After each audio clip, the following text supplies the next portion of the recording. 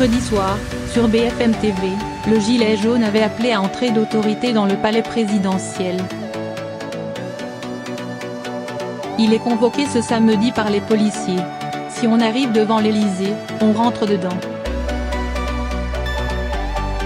Point. C'est le symbole de ce gouvernement, donc oui, les gens veulent y aller. C'est pour ces phrases prononcées mercredi soir, sur le plateau de BFM TV, qu'Éric Drouet est visé par une enquête préliminaire ouverte pour provocation à la commission d'un crime ou d'un délit. Les investigations ont été confiées à la police judiciaire de Versailles. Dans une vidéo qu'il a lui-même publiée sur Facebook, il a annoncé que son épouse avait été entendue et que lui-même était convoqué par les policiers ce samedi matin.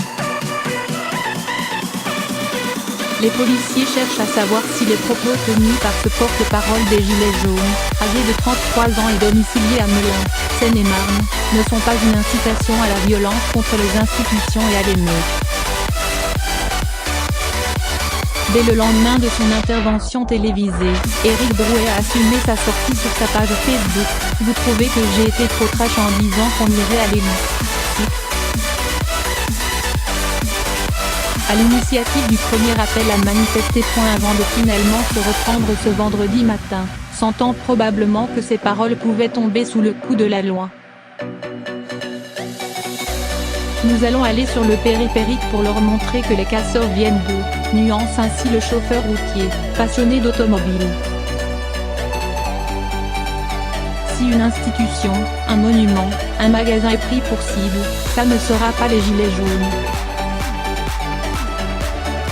Ce sont les forces de l'ordre qui créent le chaos, si, là ils seront tout seuls.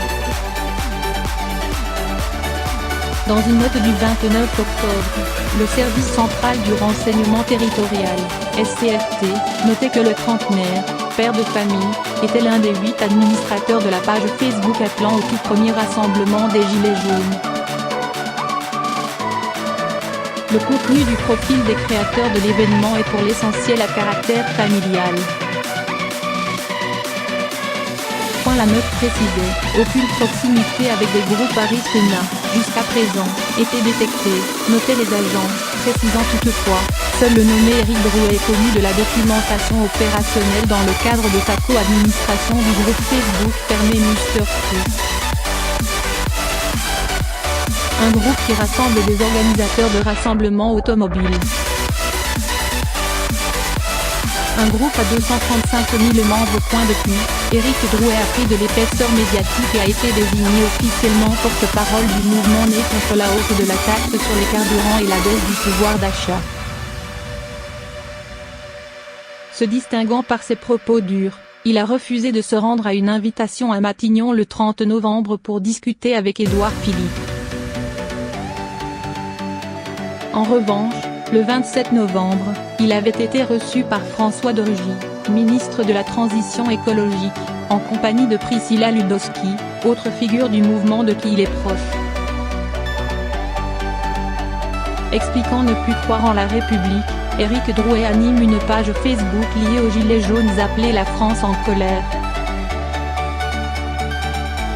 Très populaire, celle-ci regroupe 235 115 membres. Il en anime une autre, La France énervée.